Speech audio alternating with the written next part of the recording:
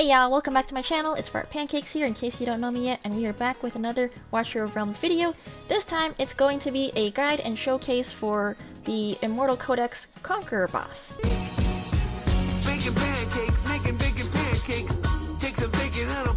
So this is going to be the second ever triple S I've achieved in Immortal Codex. My first one was for the Styx boss. If you haven't seen that video yet, be sure to check it out.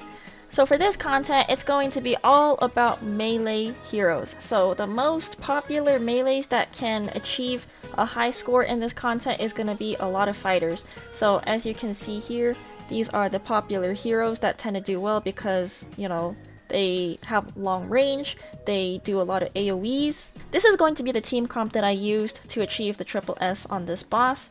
I know it's kind of like a little pay to win-ish, considering that there's two exclusive ancient lords in there. I know there's more accessible options out there, but at least for me, on a gear gapped, brain gapped, I may not achieve that triple S as easily. So before I get into the walkthrough on how to do this boss, for the people that don't know how this content works yet, I'll just do a quick run through on the mechanics for this boss. So you do need ground units, whether it is a tank or a fighter. Anything works. The units that tend to work best for this content are going to be the ones that do a lot of AoE damage. So whatever heroes you have that will do a lot of AoEs, for example, if you want to use free-to-play options, there's Volca, there's Abomination, and then we have the popular heroes like I mentioned right here. So the mechanics for this boss is really straightforward. What happens is the boss summons a portal, all these minions run through and swarm through, and all you have to do is use heroes with a lot of AoE damage. The more AoEs you have, the easier it is to achieve this content. It's really simple. All you have to do is just kill all the minions. As you kill all the minions, it's going to do damage on the boss, and eventually the minions will get stronger and the swarm will get bigger, so you're gonna have to really have a team comp that can keep up with the whole swarm coming out. And if you get overwhelmed by the swarm, they will break down your gate and then run through, and that is going to be the end of the boss fight. I know it's easier said than done, but unlike the other Immortal Codex bosses, you just pop some AoE damage dealers in here and hope for the best. But as far as min-maxing and trying to reach a higher score, it would matter a lot on all your placements. So when you come up with your team comp and you want to put together something that'll work, you should try playing around with different placements and just going through a bunch of trial and error and try to see where you will get better results, because you can't just do it once and then say it's good. I highly recommend giving it a try and trying different placements to see how you can score better. Alright, let's get right into it. Alright, so as far as placements, I'm just gonna start with Gon here, George here, Valkyria here, and Valderon here. I'm gonna hold off on the Aatrox and the Cerberus because when you place them out, they just kind of bleed out and die, so it would be pointless to have them out here when we're just doing the, I guess, I don't even know what phase this is, the beginner phase before we enter the boss rush phase. So you can just run everything on ×2. There's like not really anything special that you have to do for this. It just depends on the units that you end up using and how and where you place them.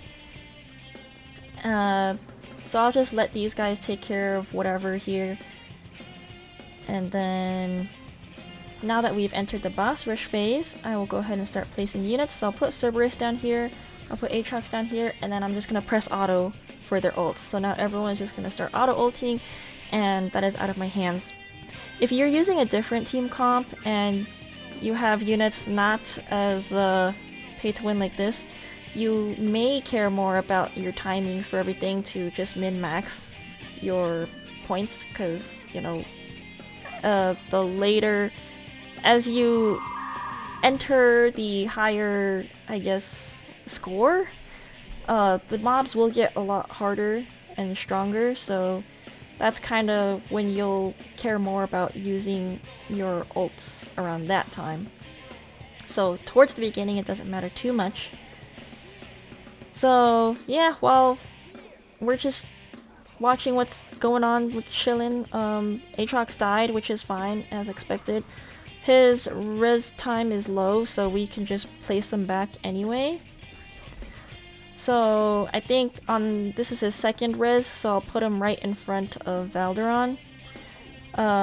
So for this next res, I'll start putting him in front of Gon, because as you notice here, most of the leftover swarm is like concentrated around where Gon is, so I'm just gonna put Aatrox here to help him clear out that mob.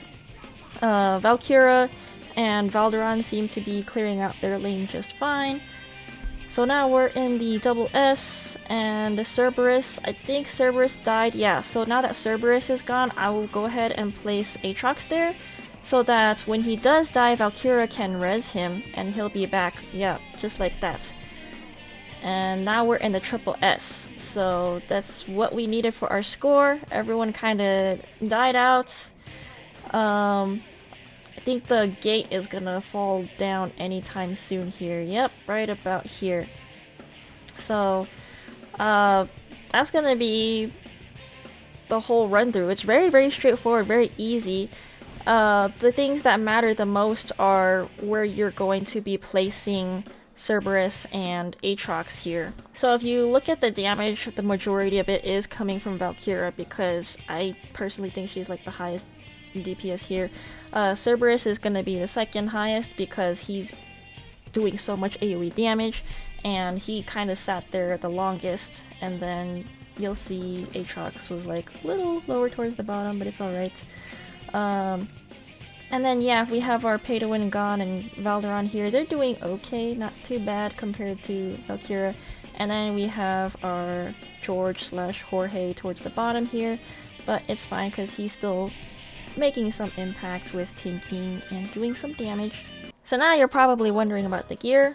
Here's the gear I have for Gon. He's on a SBA set, all with defense main stats and some like bruiser substats.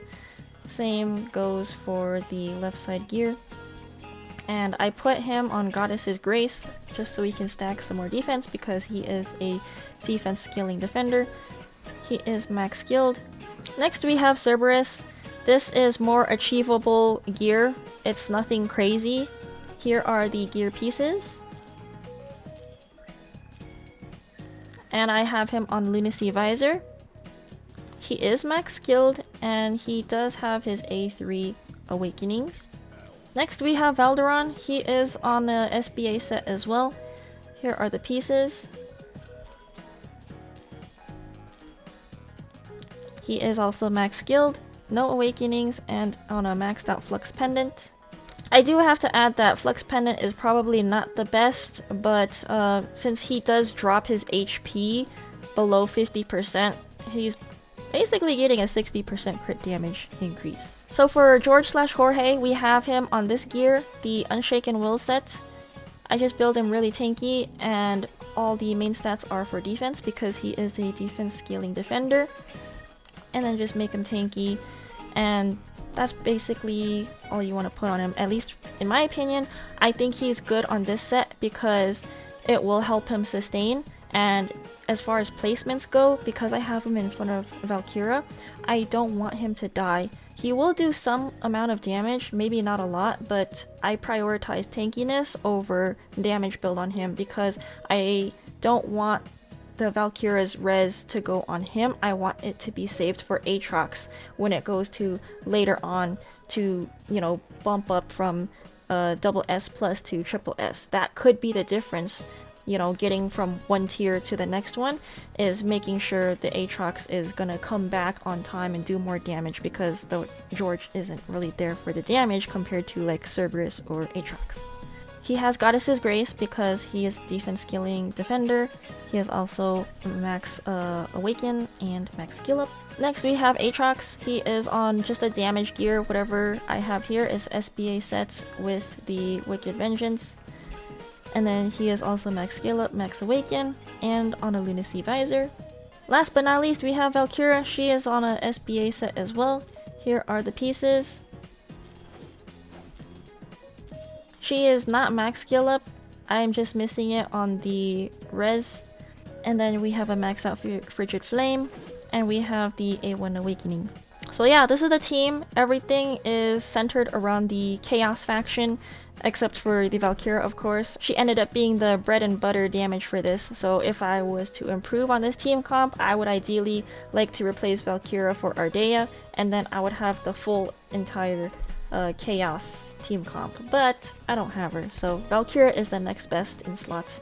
But yeah, this is my team comp, and that is it for this guide and showcase. So yeah, pretty straightforward, really easy, and you just need specific units and good enough gear. And of course, like I said, placements really matter and timings on how you do everything. And that is going to be it for this video. Don't forget to give it a like and subscribe if you enjoy this content. And once again, I appreciate you guys for supporting this channel. And that's it. I will see you guys in the next one. Bye!